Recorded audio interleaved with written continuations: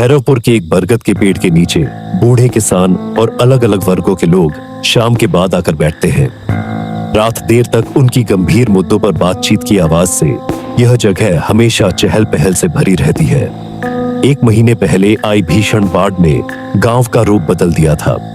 तालाब और पोखरे सब अब भी पानी से भरे पड़े थे और इन्हीं दिनों हर दूसरे तीसरे दिन किसी न किसी के डूबकर मरने की खबर गांव में फैल जाती थी। और आज इसी मुद्दे पर बरगद के नीचे चर्चा तेज थी। जो भी कहिए धनमोहन काका, ये घटनाएं वाकई अजीब हैं। अजीब क्या है मास्टर? रात बेरात कोई लालटेन लेकर तालाब के किनारे जाएगा तो जाहिर सी बात है हादसा तो होगा ही। और सब उसी शमशान के पास वाले कंकाल ताल में ही मर रहे हैं। जो भी हो धनमोहन काका, रघु प्रसाद मास्टर ठीक ही कह रहे हैं। इससे पहले की बरसात में भी लोग मरे थे, लेकिन ऐसे 2 हफ्ते में 4 लोग डूबे हैं।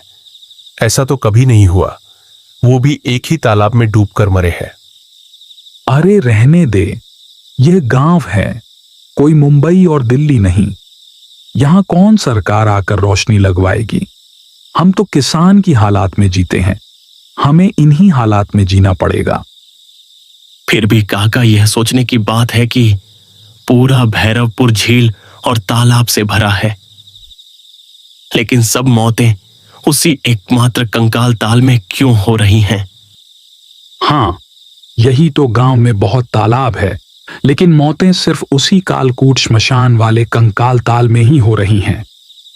वहां 2-3 और आदमी भी बैठे थे, लेकिन वह इनकी बातों को चुपचाप सुन रहे थे, क्योंकि इस गांव में बड़े बुजुर्ग लोग जो भी बात करते हैं, आम लोग बीच में बोलना ठीक नहीं समझते। और तभी इन चर्चाओं के बीच एक अजनबी आदमी आता है, कंधे पर लाठी और पोटली, कसी धोती और बारीक मूछे में। अरे ये कौन? आप तो हमारे गांव के नहीं लगते। कहां से आप आए हो? पहले आप सभी को नमस्कार। मैं आंतला से आया हूं। मैं इस गांव के शिवहरी पांडे का वकील हूं। वकील मतलब कोई मुकदमा करने आए हो क्या? हाँ, मेरे दादा की 8 बीघा जमीन मेरे साझेदारों ने हड़प ली है। मैं उसी पर मुकदमा करने आया हूं। पर बाबू, आपने यहां आकर बहुत बड़ी गलती कर दी है। भैरवपुर में मुकदमेबाजी नहीं होती। यह सुनकर परदेसी आदमी जैसे बुझ सा गया। उसके चेहरे से उम्मीदें उतर गईं। वो पूरी तरीके से उदास सा हो गया। अब क्या करूं? मैं और कोई दूसरा काम करने तो आया भी नहीं हूं। धनमोहन काका का मतलब गलत मत लेना। असल में शिवहरी पांडे अब इस गांव में नहीं रहते हैं। अरे ओ छोटे लोग, हमारे बड़ों के बीच क्यों बोल रहा है बाबू? हम तो बात कर रहे हैं ना, दिख नहीं रहा तुझे? विक्रम उदास और परेशान चेहरा लेकर सबकी तरफ देखकर बोले, मैं बहुत दूर से आया हूं। क्या आज की रात किसी के घर ठहर सकता हूं? बहुत बड़ी मेहरबानी होगी। जरूर, आप चाहो तो। क्या है वो रास्ता? जी बताइए। शिवहरी पांडे पास के निकुंजपुर गांव में रहते हैं। तुम चाहो तो वहां उनके पुराने घर में रुक सकते हो, लेकिन याद रखना, कालकूट श्मशान के पास बिल्कुल मत भटकना, समझे क्या? शमशान के पास के तालाब में भूत और आत्मा रहते हैं।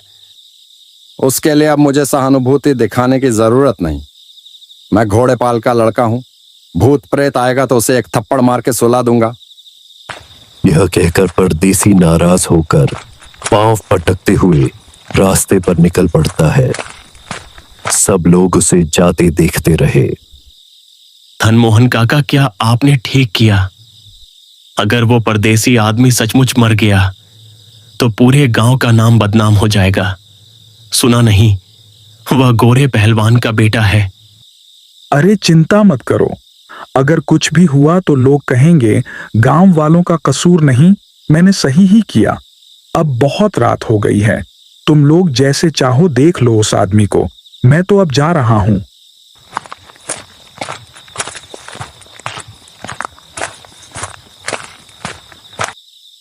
मामला ठीक नहीं लग रहा। वो आदमी परदेसी है। अगर कुछ हो गया तो हम गांव वालों को कैसे सफाई देंगे? हाँ, सही कहा। मैं क्या कहता हूं, क्यों ना हम बीर सिंह काका के पास चले क्या? सभी ने इस बात से सहमति जताई और वहां से सभी उठ खड़े हुए। सब लोग बीर सिंह काका के घर की ओर रवाना हो गए। दूसरी तरफ परदेसी सोच रहा था, अगर उसे पता होता कि इस गांव के लोग इतने कठोर और बेरहम हैं, तो शायद मदद मांगता ही नहीं। अब धीरे धीरे वह कंकाल ताल के किनारे कालकूट शमशान की ओर बढ़ता चला जा रहा था। लंबे ताड़ के पेड़ों के बीच से गुजरते हुए उसका मन घबराने लगा। वह भूत प्रेत में विश्वास नहीं करता था, लेकिन सुना था कि यह रास्ता ठीक नहीं है। यहां अक्सर कुछ न कुछ घटनाएं होती रहती हैं। और तभी चलते चलते अचानक उसके सामने एक परछाई खड़ी हो जाती है। उसका आकार काफी बड़ा था।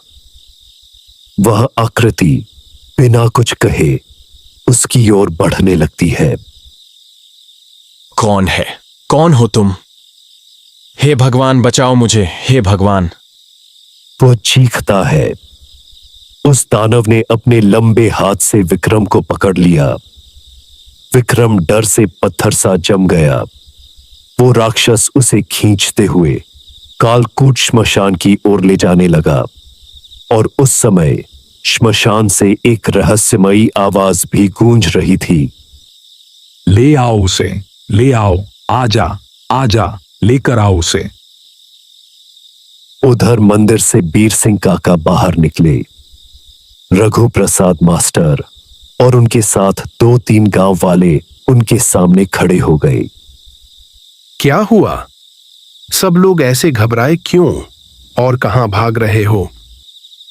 कुछ तो गड़बड़ है बीर सिंह काका। या तो कोई अनहोनी हो चुकी है, नहीं तो फिर कुछ बहुत बड़ा होने वाला है। आपकी मदद बहुत जरूरी है। हम तो कुछ समझ ही नहीं पा रहे हैं। पिछले 1 महीने से कालकूट श्मशान में एक काली साधना करने वाला अघोरी ठहरे हुए है। और आप जानते हैं, मैंने कई बार उस बूढ़े धनमोहन काका को वहां जाते देखा है। लेकिन असली वजह क्या है, यह हम में से कोई नहीं जानता। मुझे भी बहुत पहले शक हुआ था। धनमोहन कुछ न कुछ गड़बड़ जरूर कर रहा है और मैंने भी उसे कई बार कालकूट श्मशान की तरफ जाते देखा है। वो क्या कर रहा है काका? हमें तो बिल्कुल समझ ही नहीं आ रहा। शायद अब और समय बर्बाद करना उचित नहीं होगा।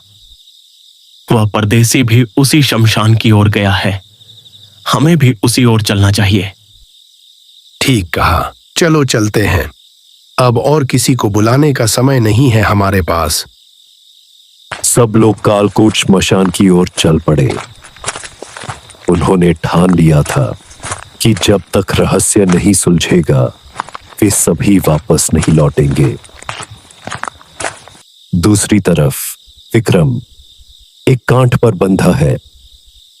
सामने अघोरी की आग जल रही है।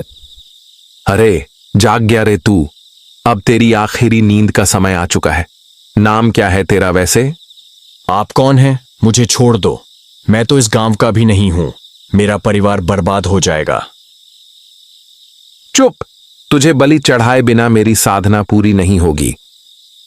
हे आजा, काट इसको, रेत इसका गला।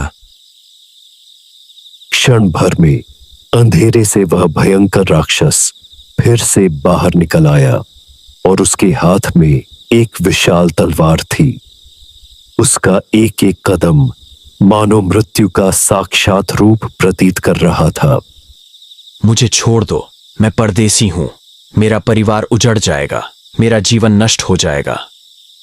इतने में धनमोहन काका भी वहां पहुंच गए।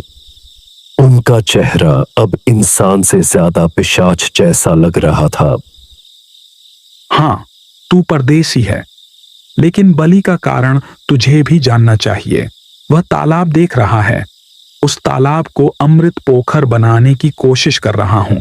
जिसकी भी जान वहां जाएगी, उसकी जीवन शक्ति तालाब में बंध जाएगी। अघोरी और धनमोहन को क्या पता था, झाड़ियों के पीछे मास्टर बीर सिंह और बाकी गांव वाले उन्हें चुपके से देख रहे थे। हर अमावस को उस अमृत पोखर में डुबकी लगाकर मैं पा सकता हूं लंबी उम्र, जीवन। बहुत बड़ा भोग है रे। यदि अमृत पोखर की साधना पूरी हो गई तो इस बार की अमावस्या में मैं पा लूंगा अमृत का वरदान। बस बहुत हो गई तेरी बकबक। अब मैं साधना पूरी करता हूं।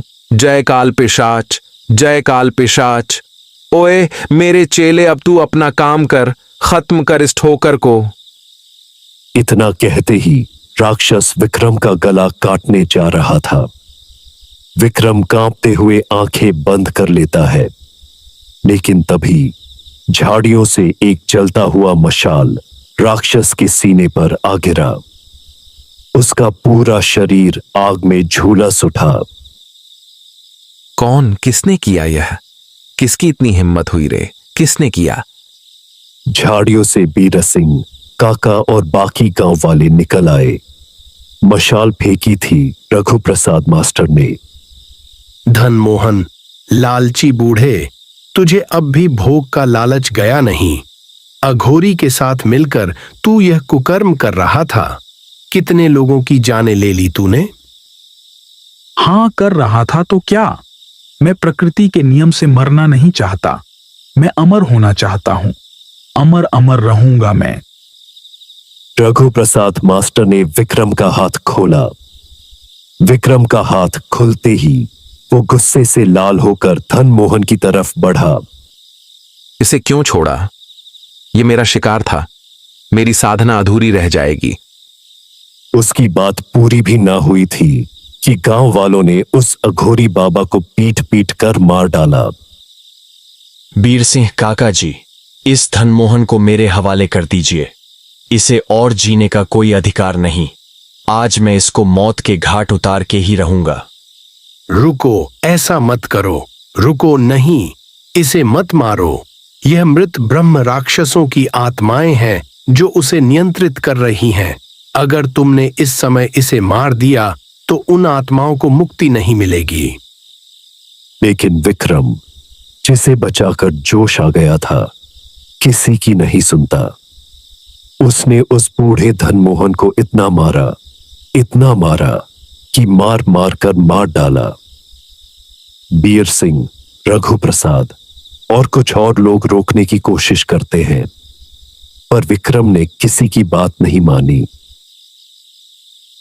तो इस तरह भैरवपुर गांव ने अपनी आंखों से देखा कि धनमोहन कैसे तांत्रिक के साथ मिलकर गांव वालों के साथ काली साधना कर रहा था, जिसकी सजा अब उसे मिल भी गई। लेकिन अब गांव वालों ने कसम खाई कि अब कोई भी रात में शमशान की ओर कदम नहीं रखेगा।